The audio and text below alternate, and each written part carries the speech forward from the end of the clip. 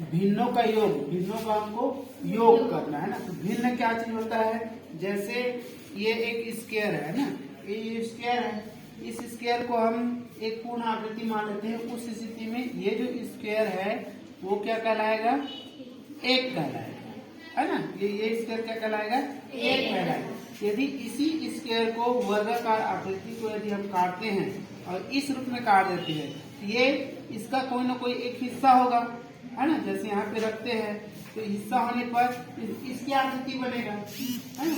तो ये जैसे इसमें 5 और 1 2 3 4, है ना। ये 4 हो गए। अब देखो कितना आया, 1 2 3 4 5। ये इस वर्ग आकृति का, ये वाला आकृति, ये आयताकार जो है वो कितना आकृति है इसका, इस पूर्ण इकाई का 1/5 होगा। लेकिन यदि हम सिंगल सिंगल लेंगे तो ये पूर्ण आकृति होगा, है ना, उस स्थिति में होगा। अब भिन्नों का योग में दिया जाता है, भिन्नों का योग में क्या दिया जाता है कि 1/2, 1/2 मतलब इसमें आ जाते हैं। देखिए ये मान लो एक वृत्त है, ठीक है, इस वृत्त में से एक है ये 1/2, ये है 1/2। अब इसमें जोड़ना है, ये कौन सा है, 1/4। अब देखिए 1/4 है और ये 1/2 है, दोनों को हम जोड़ के बता सकते हैं क्या, ये 1 और ये 2 ऐसा जोड़ सकते हैं क्या, नहीं। इसको जोड़ने के लिए इसका आकार को हमको क्या करना पड़ेगा, बराबर करना पड़ेगा। तो ये 1/2 में हम कितना, देखिए ये हो जाएगा, 1/2 में डालेंगे तो ये 1/4 और ये 1/4, मतलब इस 1/2 की बदला में 2 हमको क्या मिल जाएगा, 1/4 1/4। अब देखिए तीनों आकृति समान है, तो 1/2 में क्या आया, 2/4 और ये हो जाएगा 1/4। अब 1 2 3 तीनों समान हो गया, इसका हर भी समान हो गया। समान हर हो जाने पर अंशों को जोड़ देते हैं, और अंश क्या है, टुकड़ा है।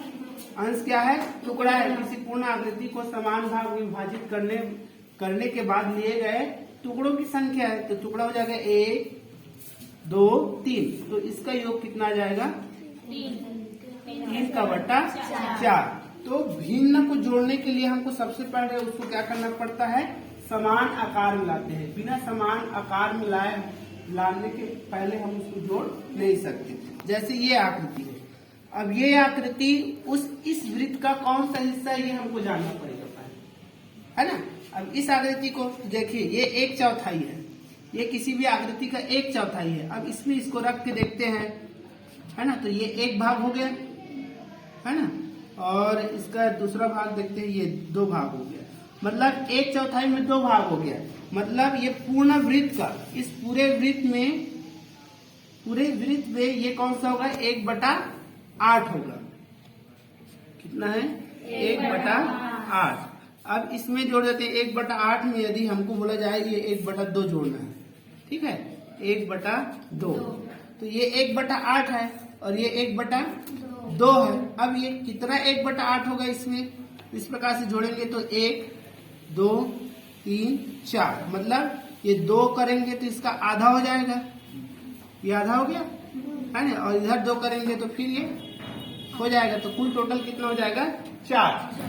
इसमें 4 आया, तो 1/8 धन ये कितना हो जाएगा, 4/8 ये टुकड़ा होगा। अब ये इतने साइज का कितना टुकड़ा हो गया हमारे पास, 1 4 और 1/8 है, तब हम इसको लिखेंगे 5/8। तो इस प्रकार से जब हम वस्तुओं को समान भाग में बांटते हैं तब हम उसका योग करते हैं। वैसे ही भिन्नों को समान भाग करने के लिए उसका अंश का या तो हम लघुत्तम ले लेते हैं, लघुत्तम लेके हल करते हैं। जैसे इसमें बताया था तुम लोगों को, है ना, तो इसमें ये 5 भाग ये जैसे दे दिए हैं, है ना। ये देखिए, ये इसको जोड़ने के लिए बोले एक वस्तु इसको बोले और एक बोले कि ये दोनों का योग कीजिए, तो हम इन दोनों का योग कर सकते हैं क्या, सबसे शुरू क्वेश्चन में आ सकते नहीं कर सकते, क्योंकि एक बड़ा वस्तु है एक छोटा वस्तु है। इस वस्तु को इस छोटे वस्तु के बराबर भागों में हमको क्या करना पड़ेगा, बांटना पड़ेगा। बांटने के लिए हम इस प्रकार से बांट देते हैं, 1 भाग, 2 भाग, 3 भाग और ये 4 भाग। 4 भाग हो गया। अब 1 2 3 4 5, तो इस वस्तु के बराबर ये जो बड़ा वाला वस्तु था वो कितने भाग में बढ़ गया, 5 भाग में। तो हम इसको लिख सकते हैं 1 सही 1/5 था ये वाला भाग, है ना। तो ये 1 भाग कितने में आया, 5/5 और ये हो जाएगा 1/5। तो इसको लिख सकते हैं 1 2 3 4 5 6, कितना आ जाएगा 6/5। मतलब किसी भी भिन्न को जोड़ने के लिए हमको हर को समान करना पड़ेगा, तब हम भिन्नों का योग करते हैं।